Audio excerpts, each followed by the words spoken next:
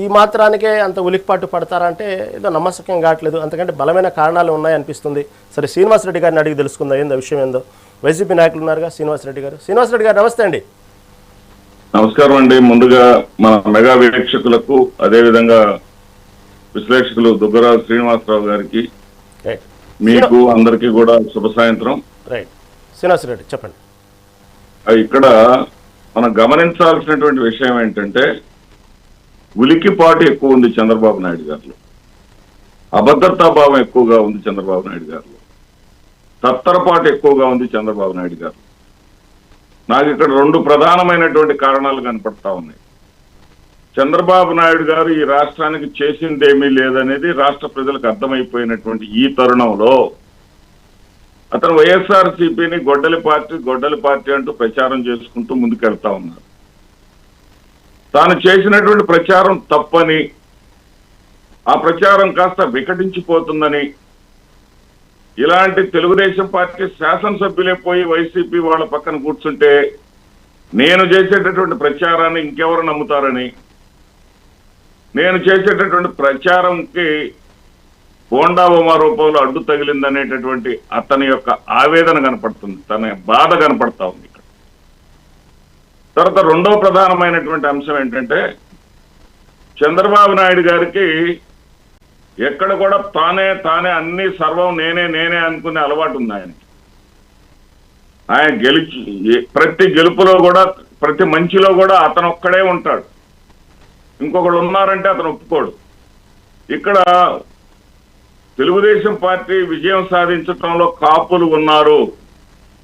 2019లో ముద్రగడ పద్మనాభం గారిని 2014 నుంచి 19 వరకు ఆయన చేసినటువంటి విజ్ఞాపనలను మనం ఎక్కడ కూడా పట్టించుకోలేదు.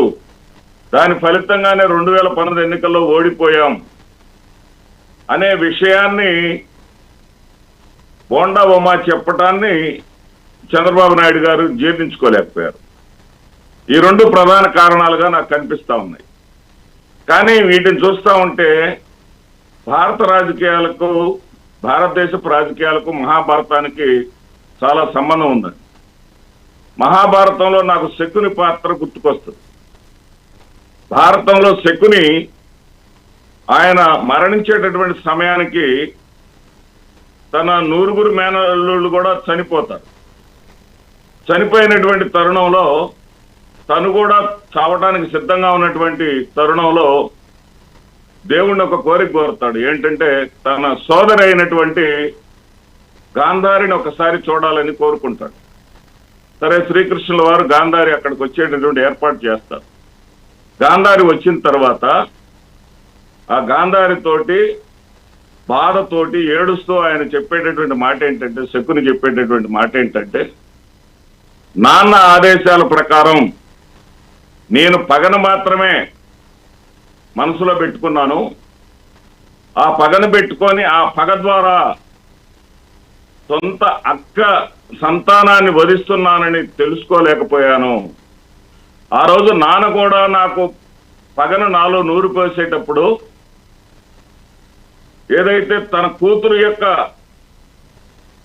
ప్రాభవాన్ని నేను నాశనం చేస్తున్నానని గమనించలేకపోయాడు.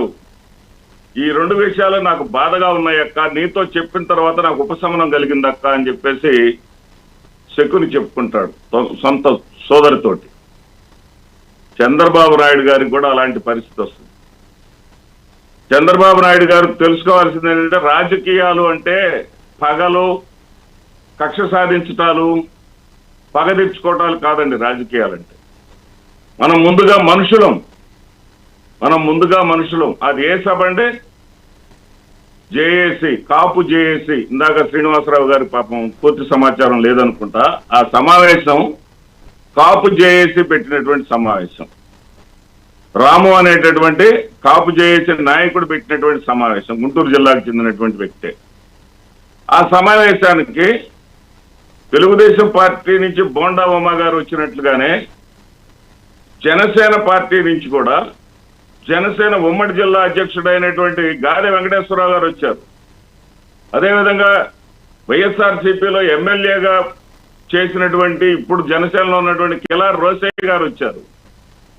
ఏం మరి పవన్ కళ్యాణ్ గారు వాళ్ళని దండించలేదే, వాళ్ళతో మాట్లాడలేదే? వాళ్ళిరువురు కూడా అంబటి రాంబాబు గారితో చనువుగా ఉన్నారు.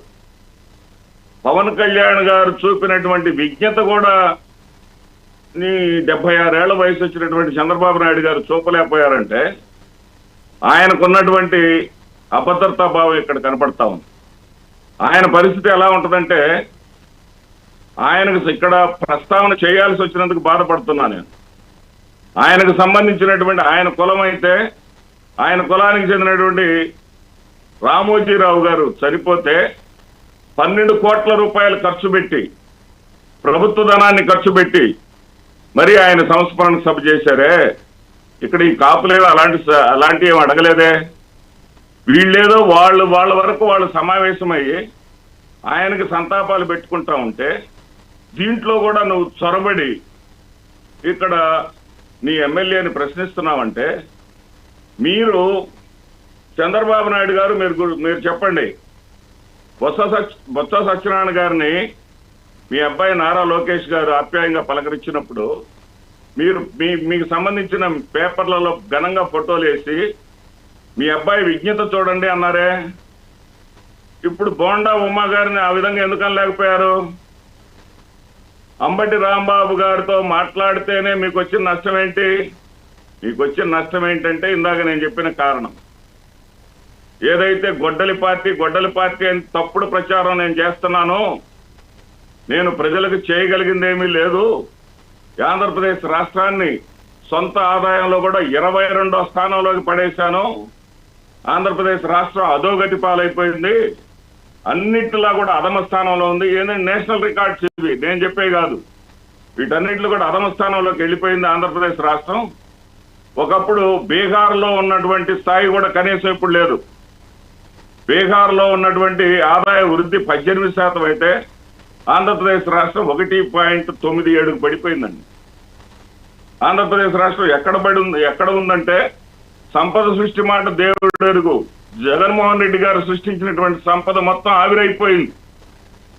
జగన్మోహన్ రెడ్డి గారు 5,000 కోట్ల రూపాయలు పెట్టి రామాయపట్నం పోర్టు నిర్మిస్తే 1,500 కోట్లకు ప్రైవేటు వ్యక్తులకి దోచిపెట్టడానికి నువ్వు సిద్ధమయ్యావు. వీటన్నిటి మీద ప్రజల్లో తిరుగుబాటు వస్తూ ఉంటే మాట్లాడదాం. మళ్ళీ టాపిక్ డైవర్ట్ అయ్యింది. మళ్ళీ మాట్లాడదాం. మళ్ళీ మీకు అవకాశం ఇస్తాను. మళ్ళీ అవసరమైతే ఇదే టాపిక్ మాట్లాడదాం.